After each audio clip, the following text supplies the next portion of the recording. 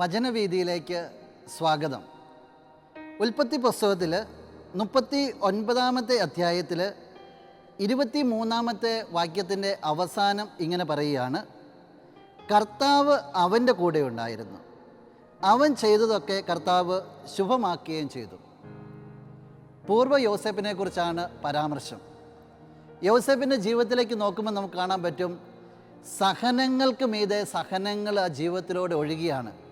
സഹോദരങ്ങളായി വെറുക്കപ്പെട്ടു, ഉപേക്ഷിക്കപ്പെട്ടു, വിൽക്കപ്പെട്ടു, കിണറ്റിലായി, പല ജീവിതാനുഭവങ്ങളിലൂടെ കടന്നുപോയി അവസാനം കാരാഗൃഹത്തിലുമെത്തി. പക്ഷെ കർത്താവ് അവൻ്റെ കൂടെ ഉണ്ടായിരുന്നു. ഒരൊറ്റ കാര്യമുള്ളൂ, ജീവിതത്തിലെ പ്രതിസന്ധികളെല്ലാം വന്നപ്പോൾ ജോസഫ് കർത്താവിൻ്റെ കൂടെയായിരുന്നു. ജോസഫിൻ്റെ ഉള്ളിൽ കർത്താവിനെക്കുറിച്ച് സന്തോഷമേ ഉണ്ടായിരുന്നുള്ളൂ.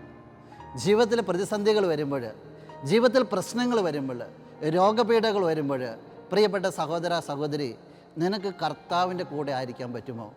നിൻ്റെ ജീവിതം കർത്താവ് ഏറ്റെടുത്തുകൊള്ളൂ. നമുക്ക് പ്രാർത്ഥിക്കാം. നല്ലവനായ കർത്താവേ, എന്നെ കേൾക്കുന്ന ഈ വ്യക്തിയെ സമർപ്പിക്കുകയാണ്. ജീവിതത്തിൽ എന്തൊക്കെ സംഭവിച്ചാലും നിൻ്റെ കൂടെ ആയിരിക്കുന്നതിൽ സന്തോഷിക്കുവാനൊരു കൃപ ഈ വ്യക്തിക്ക് നീ നൽകണമേ. ആമേൻ.